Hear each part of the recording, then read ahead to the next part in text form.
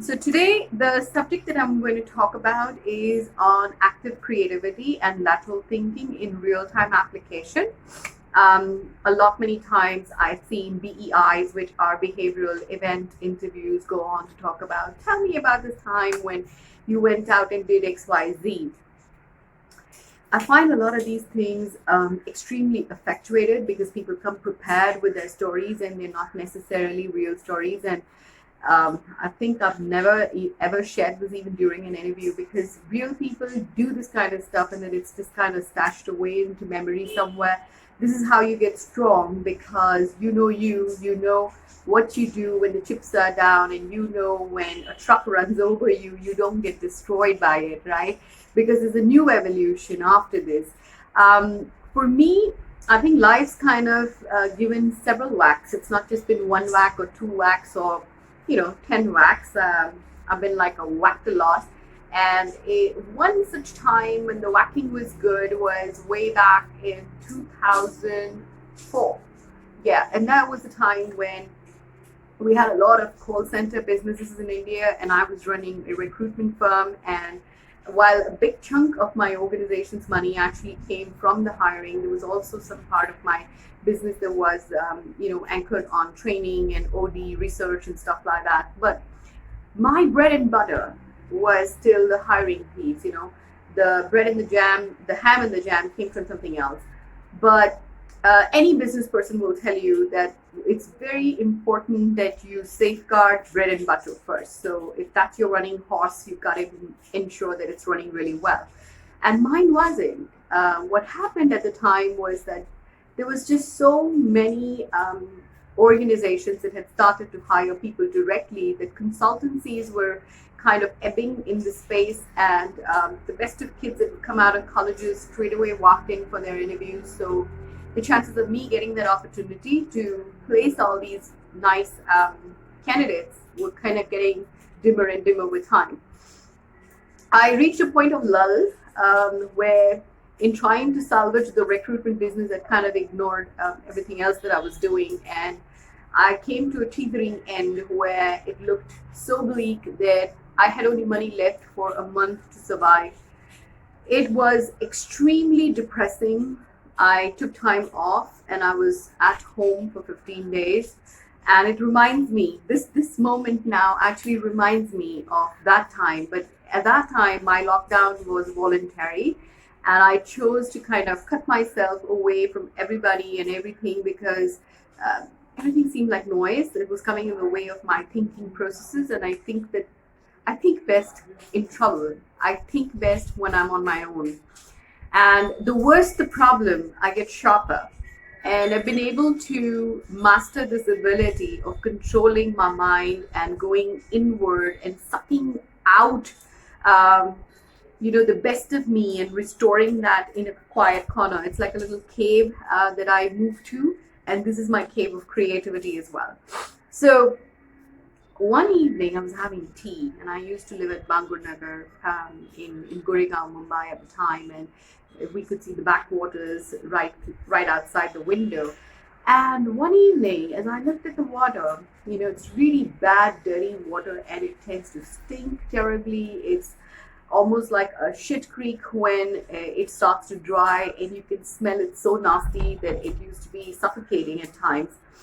But yet, at the same time, this water moves away to some kind of a plant a little further down, and distillation happens, and it goes through some several levels of filters, and you're going to stand up and say this is potable drinking water, and then it can be distributed to people. Wow, really bad water, really disturbing water gets transformed to something so good that everybody can consume it. And then I just paused there thinking, hey, you can do that with water. Why can't you do that with people?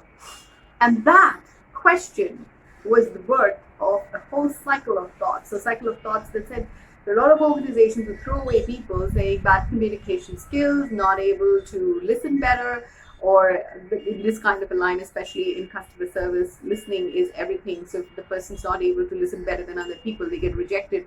Comprehension of English is poor, so on and so forth. But most of it related to communication. And if that was not found to be 80% home. They were not going to invest time in trying to lift the person up and bring them to the kind of quality metrics they wanted. So I thought, well, that is the water I'm looking at.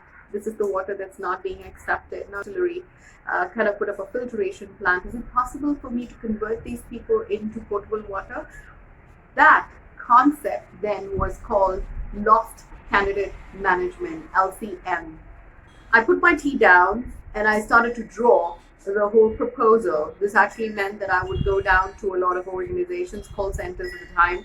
I put 5 of them, the best of names that I was associated with in Mumbai, and pitched this with everyone for 3 months, take LCM one by one, because I also knew that organizations are going to get really smart about this, and they're going to say, you know, if SEMA can do this, we'll do this at our end, we'll all kind of start our skill factories. But my USP here was, what was I going to do with these people in 3 days' time?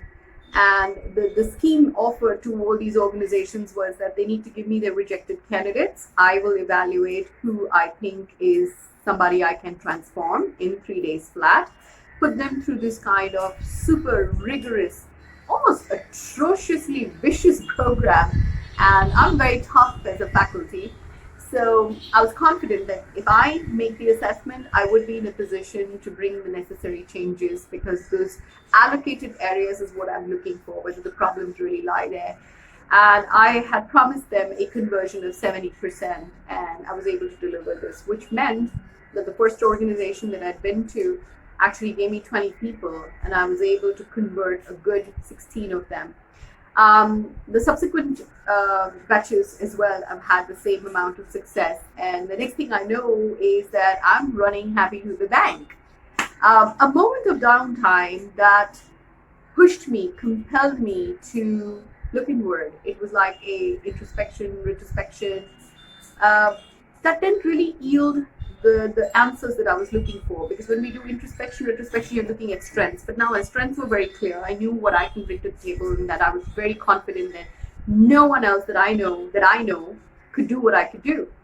That said, put aside, how is this going to turn into a business model? Free-floating thinking. This is blue sky thinking. Unrelated correlations. That's water. Your mind should be allowed to travel. Your mind should be in a place where you can toy with issues and problems that have got nothing to do with your business. Because the more you think about your business and the more you think about your current problems, you're not going to be outside of the problem. You're still going to be inside of the problem, which will curtail your ability to really come out with interesting solutions. So the trick is to start getting interested in things that are not related. Go out and think and, question yourself on issues and problems that plague other people, or a situation or a condition that really has nothing to do with you. It could be scientific, it could be technology, it could be nanotechnology, it could be anything.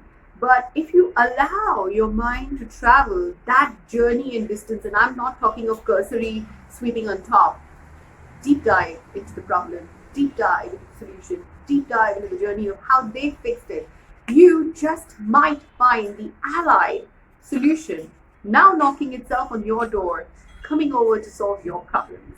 So creative thinking is about lateral abilities, the lateral thinking abilities. You should have the door open to constantly play with other things, because if you don't have the childlike curiosity in you, if you don't have the childlike excitement in you to even thrive in a problem, to rejoice in the ability and the chance to just brainstorm with yourself, then the chances are that you will just continue to languish in your problems. For me now, this is a great chance and a great opportunity for all of us. We are here in our homes. It's 21 days, and there is no better time to fix your personal life, to fix your professional life, to look at problems and challenges that you've been shirking or you've not been wanting to address because you felt lazy or because you thought that I can't possibly postpone this one. Procrastination is not an answer. Being proactive surely is. Thank you.